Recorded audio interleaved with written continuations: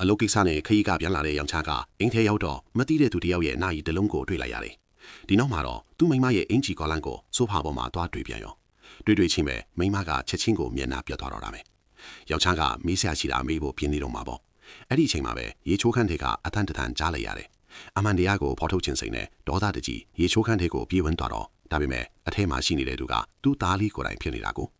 သူအလုံးအကျွမ်းတွေးမိတာဖြစ်လိမ့်မယ်။ဒီနောက်မှာတော့သူကသူ့သားလေးကိုရေချိုးခန်းထဲကနေပွေးချပြီးထွက်လာခဲ့တယ်။ဒါပေမဲ့အဲ့ဒီအချိန်မှာပဲသားလေးကသူအဲ့ဒီနေ့ကဦးလေးတယောက်စီကနေကစားစရာတွေနဲ့မုန်းတွေရခဲ့ကြအောင်ဖွင့်ပြောလိုက်တယ်။အဲ့ဒီလူရဲ့မျက်မှောက်ကရုတ်တရက်တီးထွားတော့တာပဲ။ဒီမုန်းတွေကကိုဝင်းဆောင်အမျိုးသမီးတွေအတွက်အားဖြည့်ဆေးတွေထင်နေတာမို့မိမကဒါတွေကကုမ္ပဏီကနေမားပြီးပို့ပေးလိုက်တဲ့လက်ဆောင်တွေပါလို့ချက်ချင်းပဲရှင်းပြတယ်။ဒါပေမဲ့စကားမဆုံးထိခင်မှာပဲဘိုက်ကိုဖိတ်ကင်ပြီးအော်အန်ဖို့ရေချိုးခန်းထဲကိုပြေးဝင်သွားတော့တာပဲ။အဲ့ဒီလူရဲ့တန်တရားတွေကတော့ပို့ပြီးကြီးထွားလာတော့တာပေါ့။ဒါပေမဲ့သက်တည်အထောက်ထားမရှိသေးတော့သူလေမိမအတွက်ပိုင်နာရှိဝဲဖို့အောက်ထက်ကိုဆင်းသွားရတော့တာပေါ့။သူကစေးဆိုင်ကားသူကိုသူ့မိမရဲ့အခြေအနေကိုရှင်းပြလိုက်တယ်။စေးဆိုင်ကားသူကပြုံးပြပြီးသူ့ကိုဖိဖြစ်တော်မှာပါလားဆိုပြီးဂုံပြူစကားပြောလိုက်တယ်။ဒါပေမဲ့အဲ့ဒီလူကလွန်ခဲ့တဲ့6လလုံးနိုင်ငံခြားကိုအလုပ်ကိစ္စနဲ့ခရီးထွက်နေတာလေ။သူ့မိမကဘယ်လိုလုပ်ကိုဝင်ရှိနိုင်မှာလဲ။ဒါကြောင့်ကိုသူ့ကိုစမ်းသပ်ဖို့အဲ့ဒီဈေးကိုဝယ်ပြီးအိမ်ပြန်လာခဲ့ကသူ့မိမကိုတောက်ဖို့ပေးလိုက်တယ်။ဒါပေမဲ့သူ့မိမကဘိုက်ကိုဖုံးအုပ်ပြီး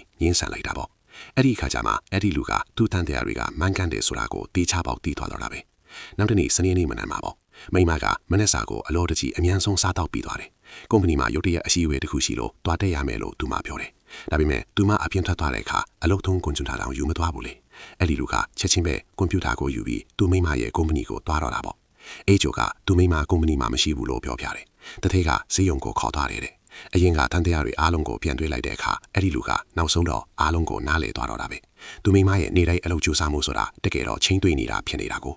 အဲ့ဒီနောက်မှာတော့သူဒေါသတကြီးနဲ့ဈေးရုံကိုပြေးသွားတော့တာပေါ့။ဝင်းပေါက်ရောက်တော့သူမိမနဲ့အဲ့ဒီလူကဆွေးနွေးခန်းဘက်ကိုရှောက်သွားနေတာကိုတွေ့လိုက်ရတယ်။အမှန်တရားကိုဖော်ထုတ်ဖို့အပေါ်ကိုပြေးတတ်ဖို့ဖြစ်လိုက်တော့သူနာဖြူကသူ့ကိုတားပြီးမထုံတိန်တယ်။ဘလို့မှမတတ်နိုင်တော့တဲ့အဆုံးအဲ့ဒီလူကပိုက်ဆံပေးပြီးတန်ရှင်အေးသမားတယောက်လိုဟန်ဆောင်ကဆွေးနွေးခန်းထဲကိုခိုးဝင်သွားရတော့တယ်။သူကတကားဝါမှာကပ်ပြီးနားထောင်ချောင်းကြည့်နေတယ်။ဆရာဝန်ကကလေးက6လရှိနေပြီဖြစ်တဲ့အတွက်အခုချိန်မှခွေးစိတ်မှုကအန်ဒီရဲ့များလိမ့်မယ်လို့ပြောတယ်။မိမကတွင်ဆုံးမနေပဲလက်မထိုးဖို့ပြင်ဆင်လိုက်တယ်။ဒါပေမဲ့နောက်တစ်စက္ကန့်မှပဲအဲ့ဒီလူကယိုတီရဲ့တကားကိုစောင့်ဖွင့်ပြီးဝင်သွားတော့တာပဲ